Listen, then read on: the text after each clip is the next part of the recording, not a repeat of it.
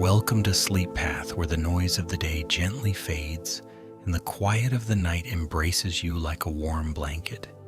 Here we slow down together, breathe a little deeper, and make space for calm to settle in.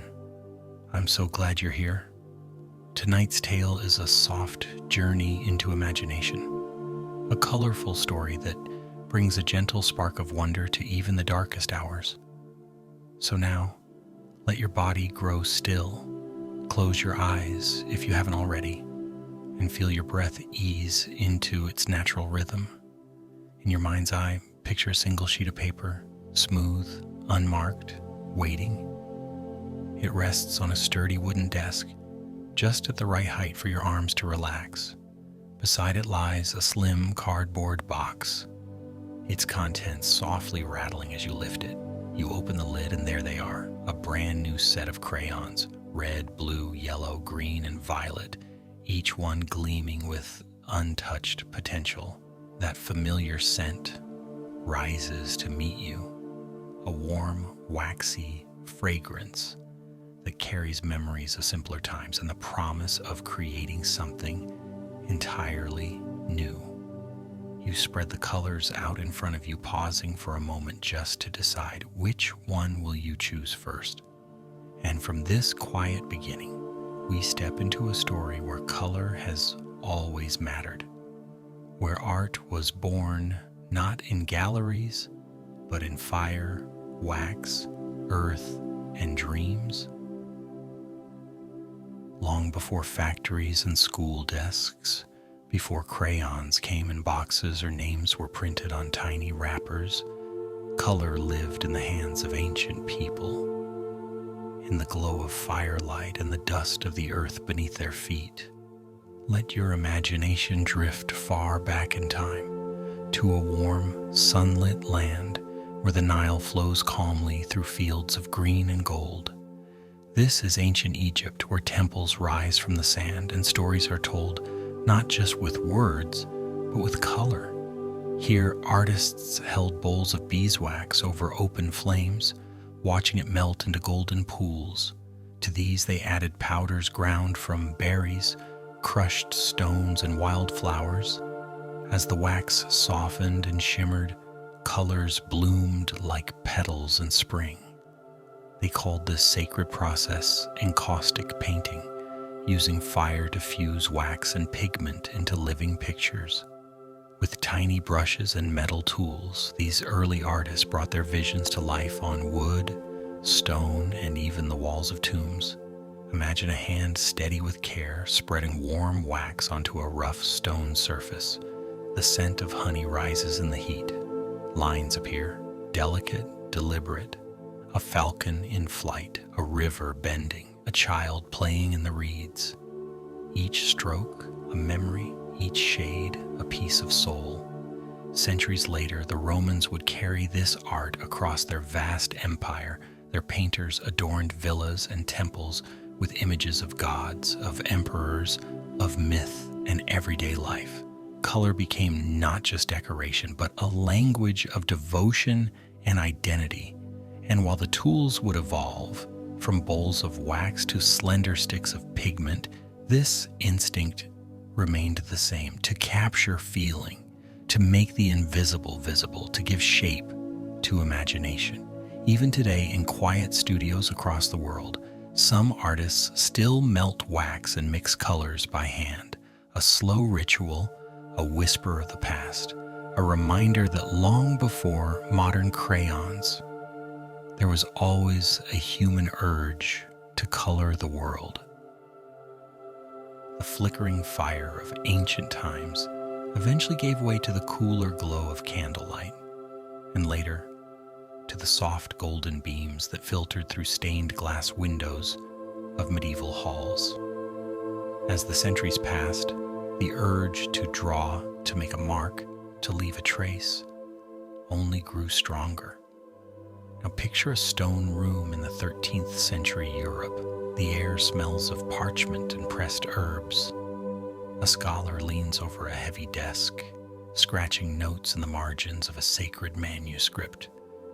But instead of ink, he draws with a stick of charcoal, its tip softened with a dab of oil. This simple tool, dark and dusty, left bold lines across early forms of paper, lines that danced between letters, sketched ideas, and imagined futures. In time, beeswax returned to the scene, not to light the room, but to give structure to art. Artists began mixing wax with charcoal dust, forming smoother, more dependable drawing tools. These early sticks of color were different from the wild flowing wax of Egypt. More controlled, more suited to the slow precision of medieval hands. They were used to trace diagrams, to draft architecture, to map out stories before paint ever touched the canvas. And then came a quiet revolution. Chalk. In the 15th century, artists discovered that if they combined natural chalk with powdered pigment, they could create vivid colors in solid form. Held between finger and thumb, these new tools glided softly across parchment like silk, sliding over skin. Suddenly, detail was no longer a dream. It was possible. A flower's petal could hold a curve, a face could reveal a thought. And so, the pastel was born. Among its first masters was none other than Leonardo da Vinci. In his notebooks, those intricate pages of machines and musings, he drew, with these early pastels, a wheel that turned itself, a mechanical knight. An idea sketched in color long before it could be built. Each line was a quiet promise. The future begins with a drawing. And as pastel sticks traveled across Europe, they gathered new colors, new names, new hands to hold them. In England and France, they became not just tools for draftsmen, but instruments of wonder, used by artists, writers, and dreamers alike. So tonight, as you drift between waking and sleep, know this: even the simplest crayon in your hand carries within it 1,000 years of human longing to imagine, to express, to bring forth beauty from silence. Let your mind wander now to the cobbled streets of 18th century France, where candles flicker in stone windows and the scent of oil paint lingers in cool morning air. Here, in a quiet riverside town, a boy named Nicolas Jacques Conté was born. Even as a child, he saw the world through a different lens, one eye on the canvas, the other on the gears turning behind it. He was a painter, but also an inventor, a dreamer, but also a scientist. At just 14, he was already working as a professional artist, and yet his heart beat for more than color. It beat for possibility. As he grew, France trembled under the weight of revolution, and Conté, now a man, was swept into its storm. He joined the army not to fight with swords, but with ideas. During the war, France faced a quiet crisis. The loss of an essential resource, plumbago, a smooth, silvery graphite used to make pencils.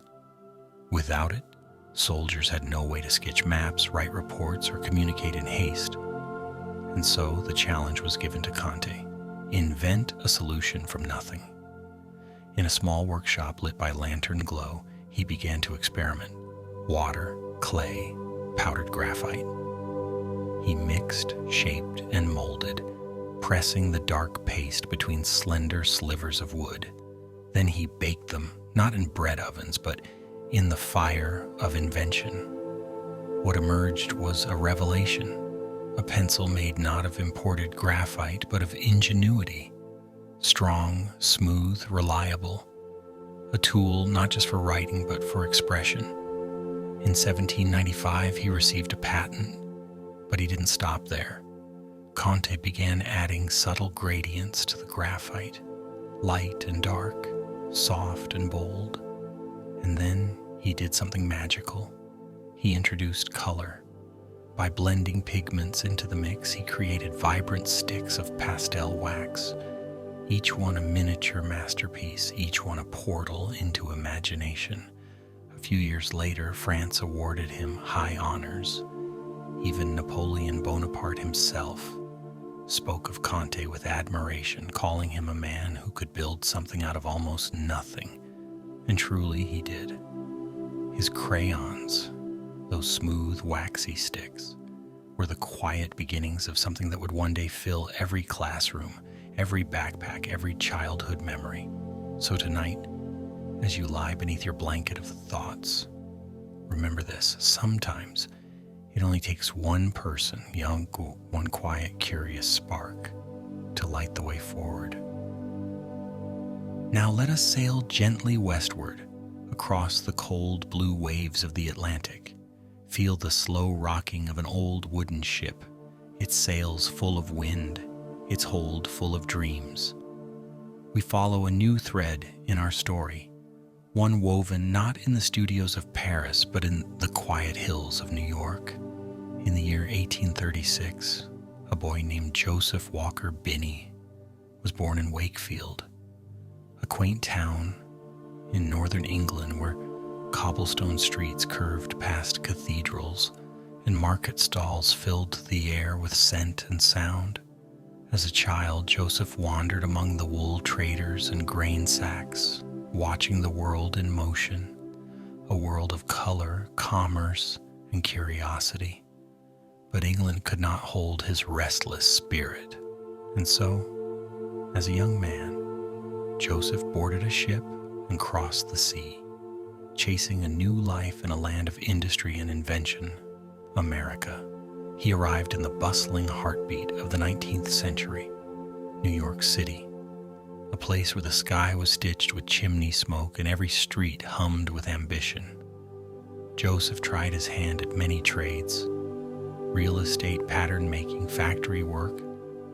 None of them fit, but fate, like color, often hides in the unnoticed places. One day he purchased an old tobacco factory in the small town of Peekskill, nestled by the Hudson River. And there, with his wife by his side, he opened the doors to a new future. A business focused not on tobacco, but on color. It was 1864. The world was changing, and Joseph's factory, Peekskill Chemical Works, began producing pigments for use in printing ink, paint, and more. The process was messy, a dance of fire and smoke. Workers burned wood, oil, and charcoal in great furnaces. What remained was sifted, ground, and bagged, a fine black powder called lamp black. It coated everything in a soft soot and gave the factory its nickname, Binney's Lamp Black Works. It was in this gritty, shadowed world that the seeds of modern crayons were quietly planted. As his business grew, so did his family. Joseph's son, Edwin, showed an early fascination with chemistry. He was captivated by the way substances transformed, how a hard lump of rock could become a splash of blue, how a whisper of smoke could mark the page. And soon, another young dreamer would join them, Joseph's nephew, Harold, who traveled from distant New Zealand to New York, chasing his own path. Together, Edwin and Harold would take the black-stained legacy of lamp soot and turn it into something softer, brighter, and more enduring than any of them imagined. But for now, in this quiet chapter of their lives, the colors were still sleeping, still waiting. And isn't that how many beautiful things begin? Now drift into the rolling hills of rural New York, where the seasons paint the land in soft gold and emerald green. It's here, in the quiet town of Peekskill, that Edwin Binney begins to shape a future even brighter than the soot-streaked present he was born into. Edwin had grown up with the scent of pigment in the air, charcoal dust clinging to every surface, the low hum of grinding wheels echoing through the factory walls. But while his father worked in black, lamp black, carbon black, Edwin saw beyond it. He saw potential in color. From a young age, he loved chemistry not for its rules, but for its surprises. He'd stir powders into liquids, watch solids dissolve into foamy fizz, observe how fire could change, not just form, but function. And when Harold, his curious and charismatic cousin, arrived from faraway New Zealand, the two found a rhythm together. One in the lab, the other on the road. One a thinker, the other a talker. Harold joined the family business as a traveling salesman, while Edwin stayed behind, experimenting with compounds. Harold traveled the country, carrying samples in worn leather cases, meeting with manufacturers and merchants. He told stories of soot that turned into silk black ink, of powders that stained paper like velvet. Around 1885, Joseph Binney stepped back, leaving the company in their eager young hands. They renamed it Binney and Smith, a fresh name for a company ready to grow. Their first great innovation came not in crayons, but in chalk. At the time, teachers everywhere were struggling. The raw chalk used in classrooms was messy and brittle, leaving clouds of dust in the air, coating clothes, lungs, and floors. Edwin heard their complaints, not as noise, but as an invitation. He set out to create something better. He mixed slate waste, cement, and talc, shaping the mixture into smooth, pale sticks that dried hard and left bold, clean marks on slate boards. And just like that, dustless chalk was born. It was a small invention, a slender stick, no bigger than a finger. But it brought relief to countless classrooms, and perhaps more importantly, it signaled something deeper within Edwin, a desire to create not just for industry, but for people, for the hands that held the chalk, for the children who watched lines become letters, for the teachers who could finally breathe easy. And while chalk opened a door, it also pointed towards something even greater, something with color, because even in a world still ruled by soot and shadow, Edwin Binney was already dreaming in red, yellow, green, and blue. Imagine now a quiet room lit by morning sun where a teacher smooths her hands over a slate board, preparing for another day of chalk, dust, and careful letters. At her side stands her husband, a man with ink on his sleeves and ideas in his eyes. That man is Edwin Binney, and the teacher is his wife, Alice. She tells him stories of her students, how they crave color, how they reach for anything that lets them express the worlds blooming in their minds. Crayons, she says, would be perfect. But the only ones available are shipped from Europe, too expensive for public schools, too harsh for little hands. They're used not for art, but for marking crates and barrels in shipping yards. And so Edwin listens, not as a businessman, but as a partner, as a dreamer, as someone who believes that a child's imagination deserves more than soot and shadows. He returns to his workshop, to his vials and pigments, and begins again. This time he blends not chalk or charcoal, but wax. He tests soft paraffin waxes, the kind that melt smooth and glide easily over paper. He stirs in non-toxic pigments, carefully chosen so that tiny fingers and curious mouths would be perfectly safe. He experiments, revises, adjusts, until finally he holds in his hand a perfect little cylinder of color, smooth, solid, and ready to create. Alice smiles, and then she gives it a name. Crayola, a blend of the French word cray, meaning chalk, and oleaginous, the Latin for oily. It is elegant, software unmistakably theirs. Soon, 8 colors are wrapped in paper and tucked into a small box: red, orange, yellow, green, blue, violet, brown, black, each one labeled carefully, each one holding its place in a rainbow of endless possibility. The first box sells for a nickel, and just like that, art enters the classroom, not as a luxury, but as a birthright. Children unwrap the crayons like treasure. They press them to paper and watch as flowers bloom, monsters roar, and stars swirl across homemade skies. The world begins to glow from the inside out. And as more and more schools adopt the humble little box, a quiet revolution begins. Not in politics, not in science, but in color, in the belief that imagination matters, that every child, no matter how small, should have the tools to share what they see within.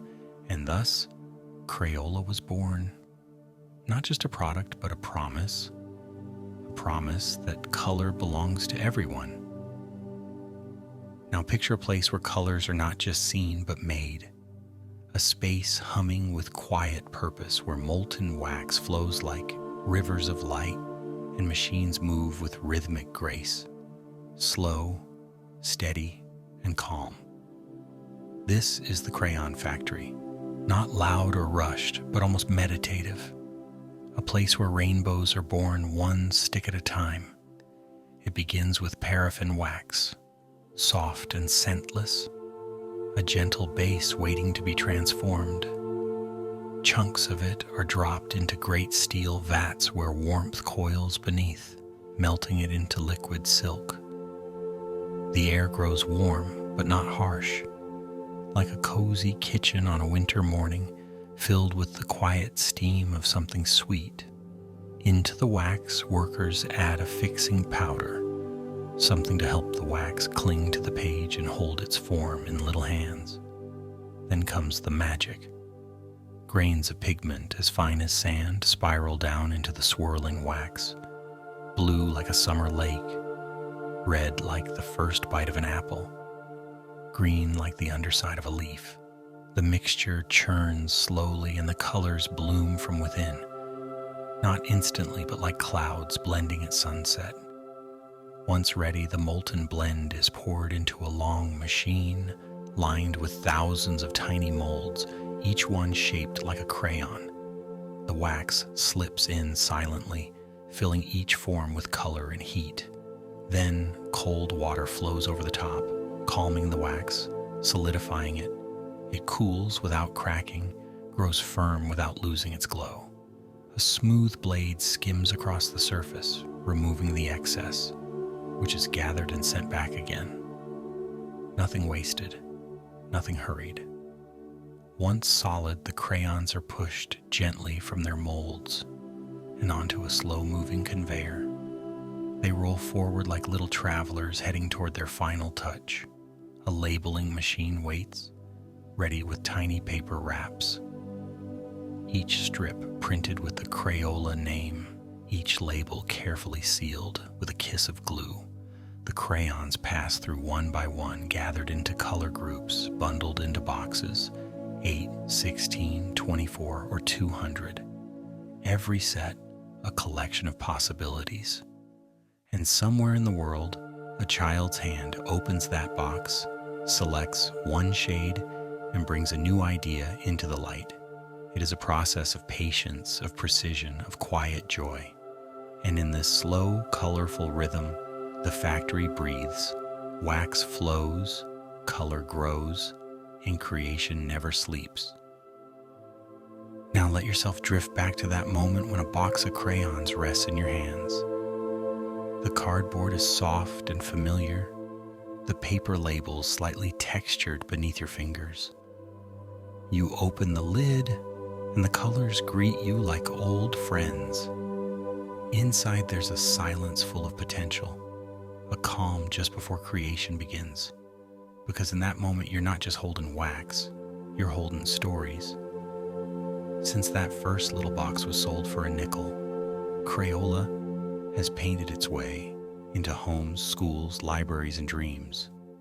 What began with 8 colors soon grew to include dozens, then hundreds, shades with whimsical names: Tickle Me Pink, macaroni and cheese, outer space, each one a spark, a whisper of possibility.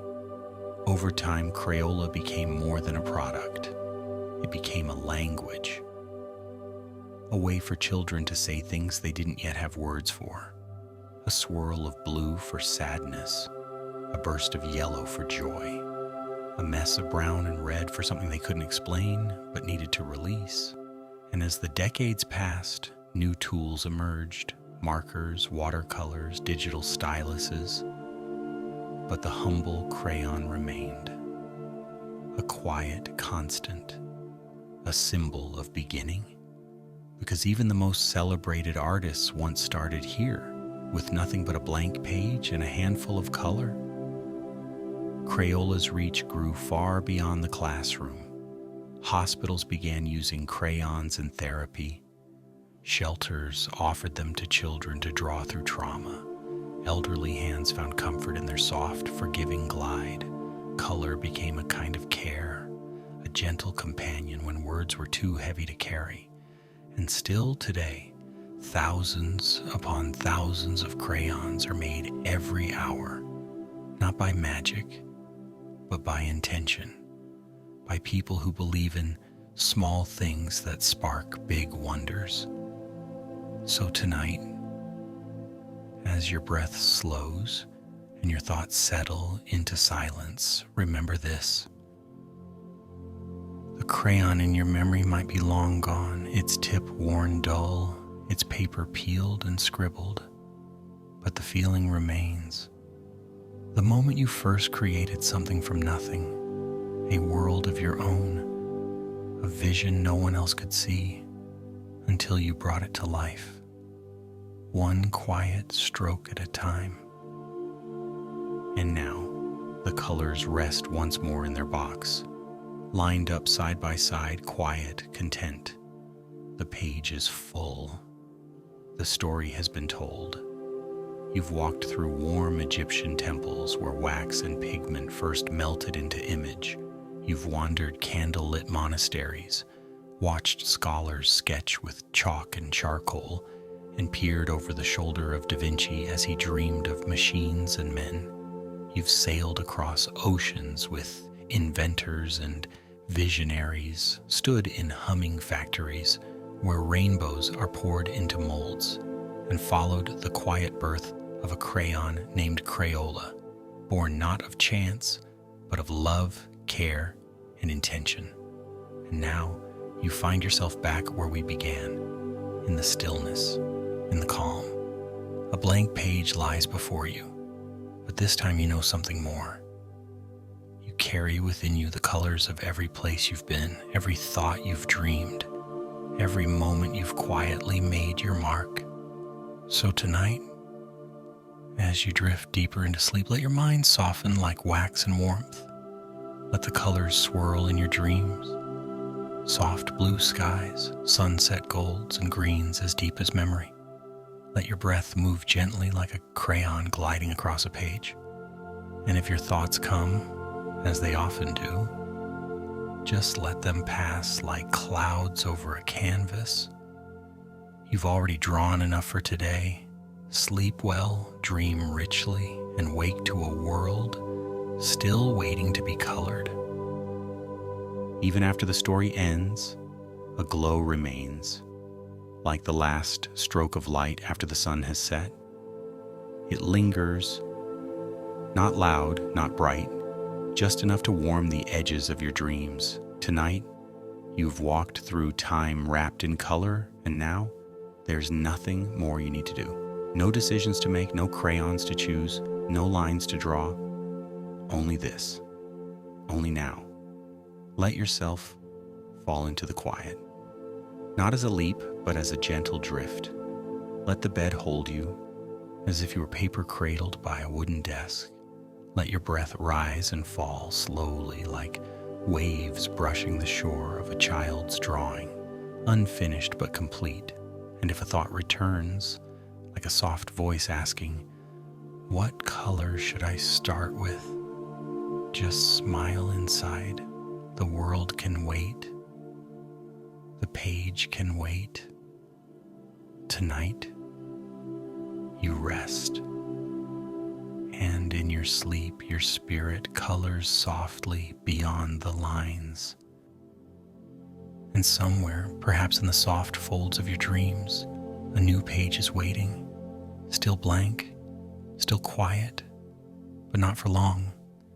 Because even as you sleep, something within you is choosing a color. Maybe it's bold, a fiery red full of purpose, or maybe it's gentle, a silver gray that whispers peace. Whatever it is, know that it belongs to you. You've listened to a story tonight, but more than that, you've remembered something. That creativity doesn't begin with skill. It begins with wonder. It begins when we pause long enough to see beauty hiding in the ordinary. A box of crayons, a sheet of paper, a curious heart, and tomorrow.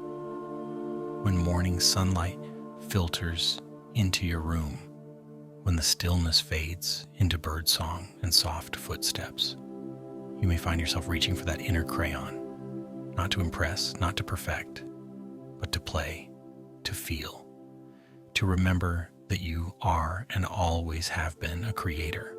So rest now. Let the story soften into dreams. Let the dreams slip gently into silence, and let that silence cradle you until the first light returns. Because the dream never truly ends. It just waits, quietly, patiently, for the next line. Good night, dear listener. Sleep deeply, and may your dreams be colored in joy.